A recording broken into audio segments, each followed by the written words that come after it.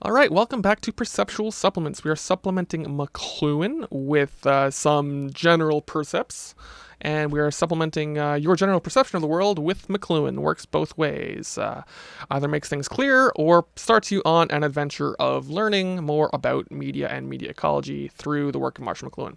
So we're going to talk about the discarnating effects of media. We already had this rough historical overview where with the printing press 500 years ago, things got all logical and perspectival, and we developed this like shared sense of 3D Newtonian space, at least in the developing Europe, and then the colonies of Europe, right? Their intellectual capacity and their capacity for creating industry and the industrial age and inventing all sorts of crazy machines, which have now taken over the world, came through the way in which learning how to read books, which suddenly became plentiful with the invention of the printing press, gave them this perception of linear logic, which created the 3D world, X, Y, Z, right? The parameters of space within which their bodies were in relation to. And in the past 200 years, 150 years, that's all fallen apart with the telegraph and the destruction of Newtonian space, its replacement with quantum physics and Einstein, and then also with the content of electric media being so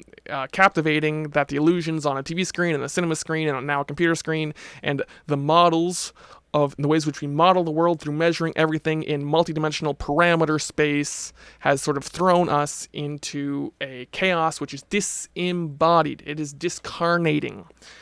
When we think within the content of immediately interactive media which uses so much of our senses, which takes so many of our senses and exapts their ability to place us in our immediate world. It exapts that ability to place us into an imaginary world of media content or models of the world. Then we are now discarnated. We're out of bodies. We're like tripping in a literal acid trip out of our bodies. It's like our bodies are leftover husks, and all of our actions are happening within something which our senses are being borrowed or exapted or pulled into, like a television is sucking the brain right out of your skull, or whatnot. That's why movies are captivating.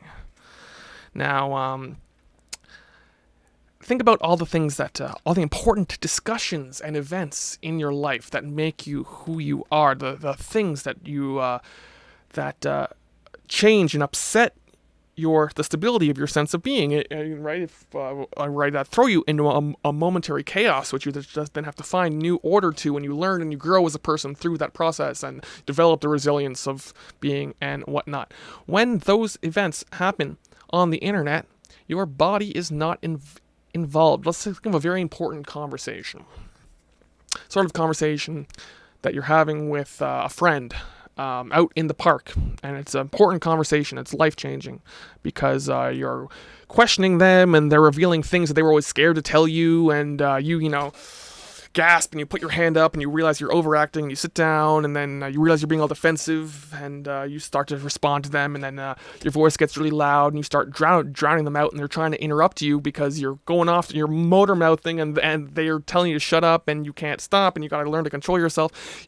There's all these parts of your body that are in motion, not just as a form of communication, but as a form of sensory reaction to the process, right? And you just learned this new thing about your friend you had no idea, and they told you this thing happened and it totally changes your perspective of this, and you're pacing around and you sit down and you got to learn to shut up and listen to them and then not cut them off, and you find that you're crossing your arms in defense, right? And the event, this which will form the memory of the event, is all bound up within your body. And so that was most of life. That was all of life in before, let's say, like 1,000 years ago, especially, right? But everything you did, all the conversations you had, took place in this world where you had to, stand and sit and learn when to shut up and learn when to speak up and look right, and it was all embodied cognition, embodied being in relation to another person and the space which you are creating with that person, the shared perceptual space within which you are both creating to coexist within for the sake of communication, takes place in your immediate environment and your body's immediate relation to that immediate environment. And if things go wrong, you could pick up a rock and clump them over the head with the rock, right? Because you're both in the same environment, in the same, and it is part of the space which you are co-creating with one another.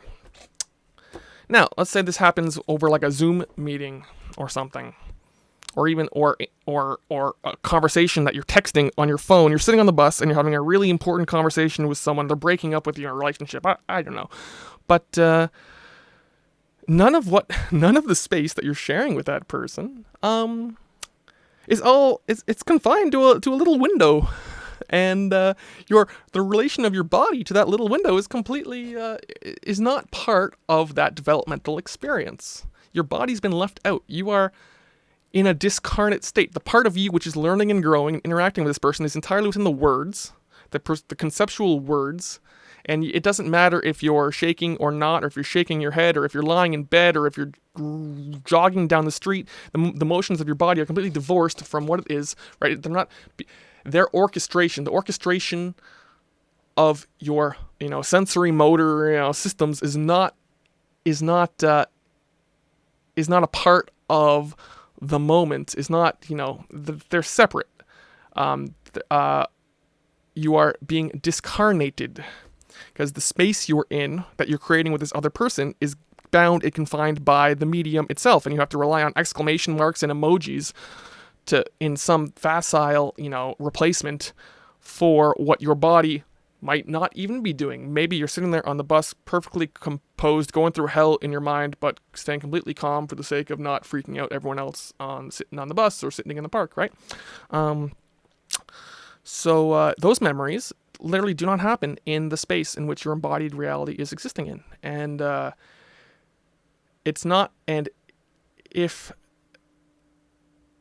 you have neglected your embodied being, or if the preponderance of your constitutive life experiences where you learn who you are and come to understand things and come to understand the world take place within media content in a discarnate state, which is only possible with electricity. I mean, you can read a book, but you're not having a conversation with the book in a way where it's actually as real as the conversations you have with real people through electronic media, right? Right. Your thoughts about the book isn't going to change the book in your hand, whereas that's, right, the spaces that you build in communication with people through electronic media are. If the preponderance of your developmental formative experiences in your formative years take place within the content of media divorced from your body, you can form yourself in a dualist sense of a self trapped inside of a body, which differs from that body because that body yourself was not developed having orchestrated in your body into its development, right?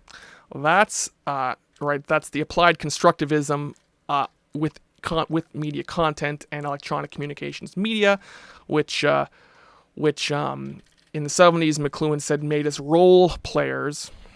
Right, the mimesis of the electronic tribal environment made us role players within the global theater, because we were performing for the cameras of television and cinema, even in our bodies in the flesh, and we still do today. Because now we actually have those cameras, and so we're in even deeper. Isn't that fun?